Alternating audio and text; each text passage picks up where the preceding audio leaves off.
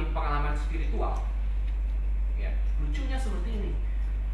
Orang yang agama A, dia mengalami pengalaman spiritual, yang dilihat nabinya si nabi A gitu.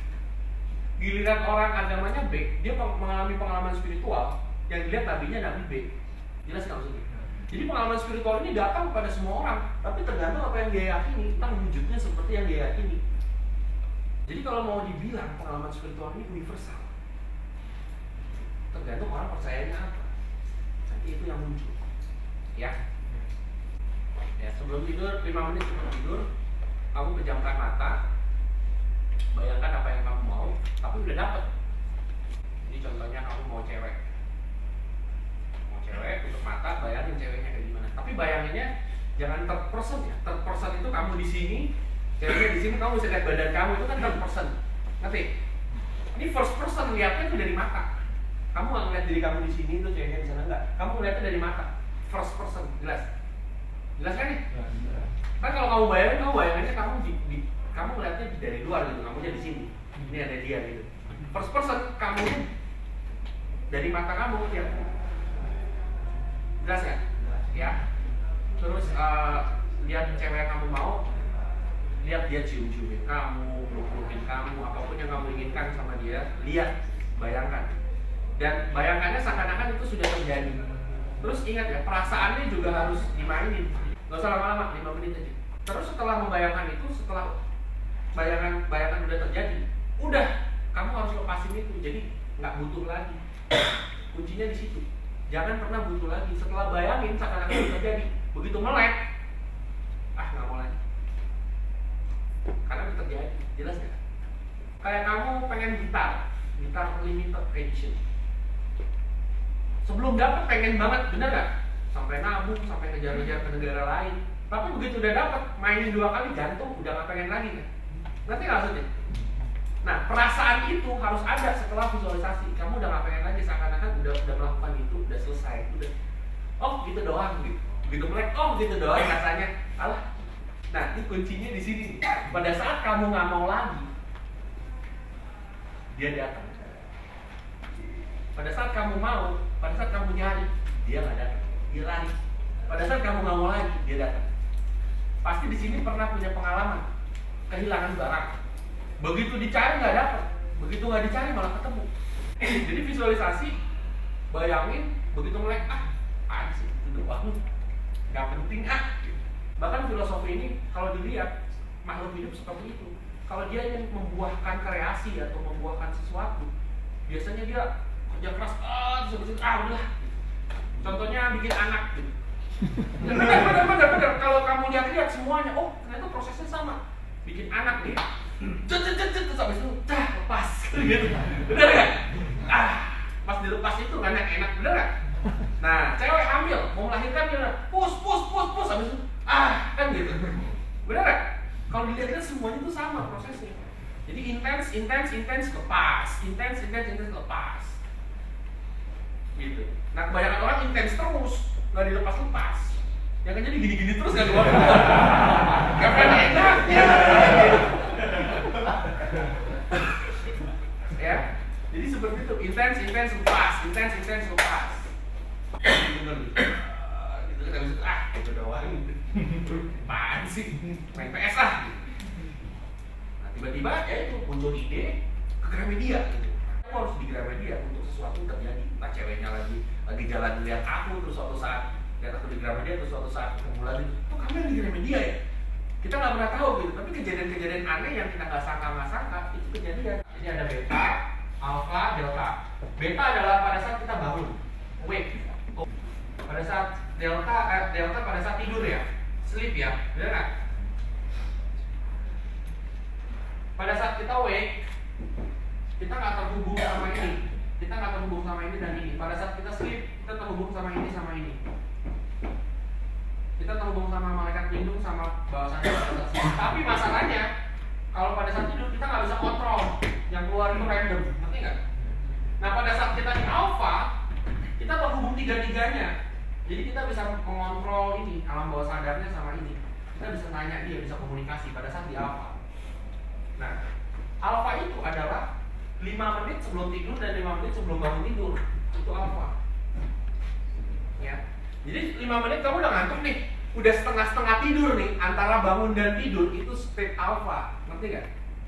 Setengah-setengah tidur, mau tidur dan kamu udah rada mimpi tapi masih ngerti kamu tuh lagi tidur gitu. Ini beta sama delta pas mau tidurnya nih, pas crossingnya ini, irisannya disebut alpha sebelum tidur, 5 menit sebelum tidur. Nah itu kesempatan kamu. Jadi pas 5 menit sebelum tidur mau tanya aja sesuatu. Kalau ini apa ya, pikirin aja kalau ini apa ya, sampai begitu tidur bisa ke bawah mimpi, nanti jawabannya ada di mimpi. Atau jawabannya setelah kamu bangun tidur. Nah pas kamu mau bangun tidur juga ada momen 5 menit saat kamu sadar bahwa kamu masih mimpi, tapi ada suara-suara, kamu udah mulai bangun tapi kamu tahu nih masih mimpi nih. Ntar dulu mau tidur masih nikmatin mimpi tapi udah sadar mau bangun. Ngerti kan? Nah saat itu kamu mau tanya apapun, tiba-tiba intelek kamu meningkat. Tahu bisa ada jawaban. Karena pada saat alpha itu kamu terkoneksi sama seluruh atom-atom itu. Ya, jelas? Jadi luka masa lalu harus dilepasin. Dendam juga harus dilepasin. Itu memblok energi soalnya. Gini loh, kalau kamu dendam ya, kamu itu memegang masa lalu. Jadi begitu stream atau alur energi yang mau merubah itu datang, dia keblok sama dendam, sama luka masa lalu. Nah, cara lepasinnya gimana? Kadang susah kan, bener gak? Ya kan? Kalau kita sebel, kesel sama seseorang itu susah. Dulu ada yang ikut private coach, dia ganteng, dia keren, duit ada, nggak mungkin lah cewek nggak datang. Tapi katanya cewek kalau melihat dia menjauh. Nah, itu karena lukanya dia punya luka, dia cerita. Luka lamanya dia itu masih ada, terbawa, jadi energi dia pada saat interaksi itu seperti energi orang benci cewek gitu. I hate woman gitu, karena wanita sudah melukai saya. Secara nggak langsung, dia nggak sadar, secara nggak langsung itu berkomunikasi sama cewek jadi menjauh. Entah kenapa ceweknya nggak tahu jadi menjauh, karena energi itu, aura itu ya. Jadi cara bersihinnya gimana? Aku kasih tahu. Kalau kamu punya luka masa lalu sama mantan atau sama siapa, kamu kesel sama dia, kamu pendem, kamu telepon dia, terus kamu bilang, terus terang ya, aku dendam sama kamu kesel sama kamu, aku nggak suka kamu gitu deh. Tapi aku pengen berdamai sama diri aku sendiri. Jadi aku bilang ini supaya lega, aku pengen maju, pengen bisa jalan. Kalau emang aku ada salah, aku minta maaf. Yang jelas aku nggak mau dendam sama siapa-siapa, nggak mau kesel sama siapa-siapa. Aku pengen lepasin beban hati aku. Makanya aku ngomong sama kamu. Kamu nggak perlu respon apa-apa. Aku udah lega, aku cuma ngomong sama kamu aja. Waktu itu yang private coach itu, aku bilang telepon mantan kamu, ngomongin. Nggak mau, gila nggak mau. Udah telepon, cepetan telepon, dia langsung telepon. Itu telepon, udah lega dia. Seminggu kemudian banyak cewek yang nyamperin dia. Ada yang dari Taiwan, Cina daratan, ada yang dari Korea, ada yang segala macam. Dia by the way kuliah di Singapura. Nanti kamu kasih videonya, dia kasih testimonial. Itu gara-gara dia lepasin luka lama itu. Ya, terus misalnya kamu dendam sama seseorang, dia tuh jahat, dia tuh gimana, melukai hati kamu lah. Terus itu jadi luka hati kamu, jadi memblok. Kalau kamu ngomong sama dia nggak mungkin dengerin. Terus dia juga jelek-jelekin kamu terus gitu. Gimana caranya? Caranya adalah melepaskan dia di pikiran kamu. Sebetulnya nggak ngaruh orangnya, tapi yang bikin kamu kesel itu adalah pikiran kamu sendiri tentang orang itu. Jelas nggak maksudnya? Orang mau ngomong apa soal kamu, kalau kamu nggak masukin hati nggak akan jadi apa-apa kan? Nggak akan jadi kesel kan? Kalau kamu cuek nggak akan jadi kesel. Tapi ini udah keburu kesel, udah masuk ke alam bawah sadar. Gimana lepasinnya? Nggak ada hubungannya sama orangnya. Mungkin kalau yang tadi mantan itu bisa. Tapi kalau kamu sebel sama seorang yang menghina kamu atau apa, gimana lepasinnya? Cara lepasinnya adalah dengan visualisasi. Tutup mata lagi. Bayangkan semua orang yang membenci kamu, semua orang yang kamu dendamin itu baris. Oke? Baris. Tutup, kamu di sini ya. First ini ya, first person ya. Mereka baris. Terus kamu tutup mata, bayangkan mereka satu-satu senyum sama kamu. Terus satu-satu datang kamu minta maaf. Sorry ya bro, maafin ya, kesalahan gue ya. Terus kamu, oh ya nggak apa-apa, udah kita lupain aja, kita berdamai ya. Satu